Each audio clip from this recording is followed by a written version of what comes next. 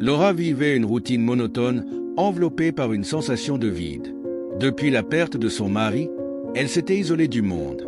Sa maison, qui autrefois débordait d'amour et de joie, ressemblait maintenant à un monument en ruine, reflétant l'état de son cœur.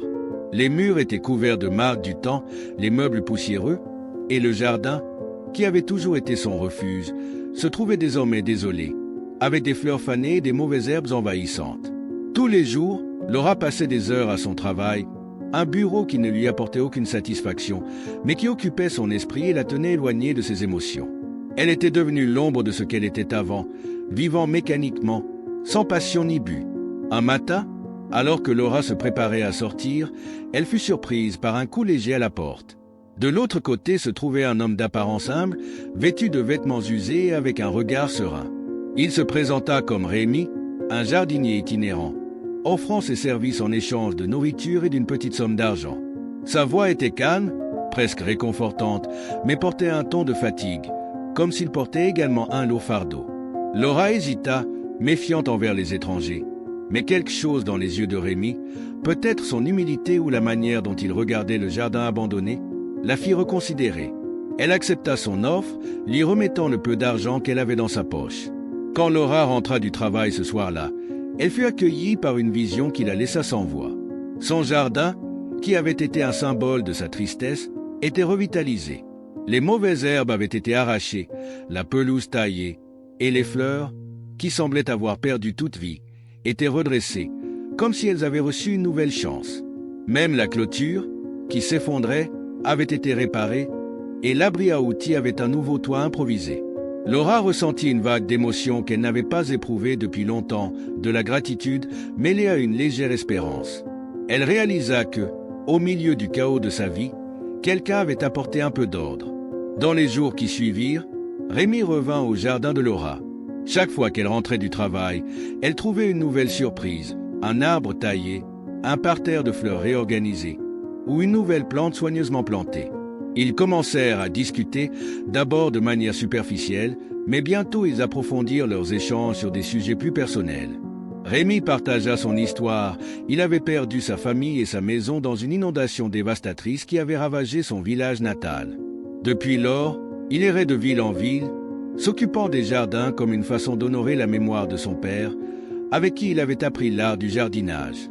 C'était sa manière de trouver un sens au milieu du chaos, une façon de se reconnecter avec les racines qu'il avait perdues.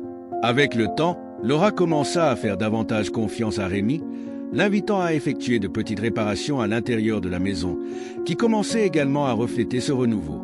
Ils partagèrent non seulement le travail, mais aussi des repas et de longues conversations au bord du jardin. Rémi, avec sa tranquillité et sa présence constante, aida Laura à redécouvrir le plaisir des petites choses. Le parfum d'une rose fraîchement éclose, le bruit de la pluie frappant les fenêtres, la chaleur d'une tasse de thé entre les mains. Cependant, un jour, après que Rémi eut terminé une réparation dans la salle de bain, Laura remarqua qu'un objet de valeur sentimentale avait disparu, un collier que son mari lui avait offert pour leur premier anniversaire de mariage. Le collier était le dernier lien tangible que Laura avait avec son mari, et son absence la laissa dévastée. Dans un accès de désespoir et de méfiance, Laura confronta Rémi, l'accusant d'avoir volé le collier. L'accusation blessa profondément Rémi, car elle touchait une blessure ouverte, celle de sa propre perte et du manque de confiance qu'il rencontrait en tant qu'étranger sans racines. Il nia vigoureusement, mais la douleur d'être accusé par quelqu'un en qui il avait commencé à avoir confiance était trop forte pour lui.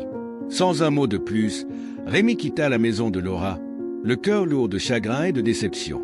Des semaines passèrent, et l'absence de Rémi fit que le jardin commença à se détériorer à nouveau. L'abandon reflétait l'état émotionnel de Laura, qui se sentait consumée par le regret et la culpabilité. Elle avait jugé injustement un homme qui n'avait apporté que de la bonté dans sa vie, et maintenant, elle était plus seule que jamais.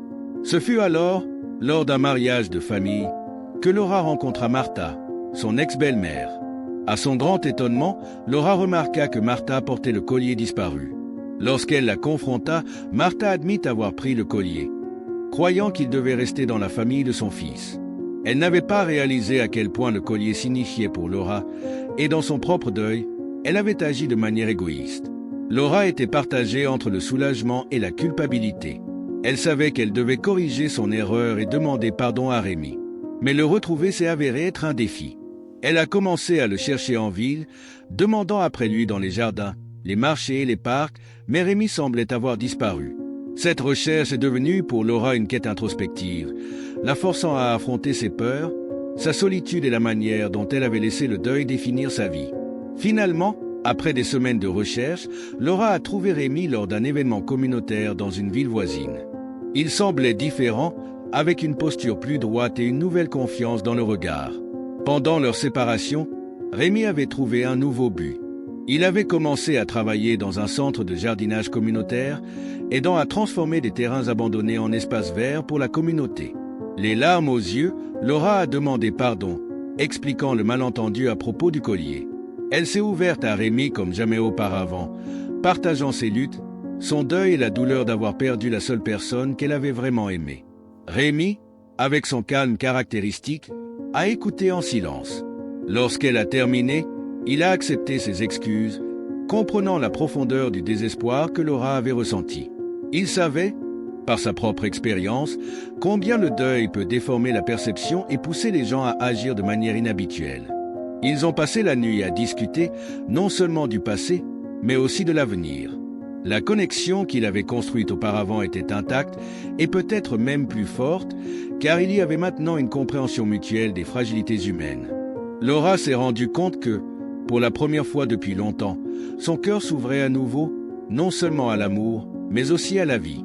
Avec le temps, Laura et Rémi ont commencé à reconstruire ce qu'il avait perdu. Ce qui avait commencé comme une amitié fondée sur la douleur et la perte s'est transformé en un amour profond et sincère. Ils ont décidé de se marier, mais pas lors d'une grande cérémonie, plutôt lors d'une petite célébration dans le jardin qui les avait réunis. Ce fut une journée simple, entourée d'amis et de famille, mais pleine de signification. Les fleurs que Rémi avait plantées étaient en pleine floraison, symbolisant la renaissance de chacun. Laura a également cherché à se réconcilier avec Martha, comprenant que le deuil est un processus complexe qui peut amener les gens à agir de manière qu'ils ne comprennent pas eux-mêmes. Les deux femmes, qui avaient été unies par l'amour du même homme, ont trouvé une nouvelle manière de se rapporter l'une à l'autre, basée sur la compréhension et le respect mutuel.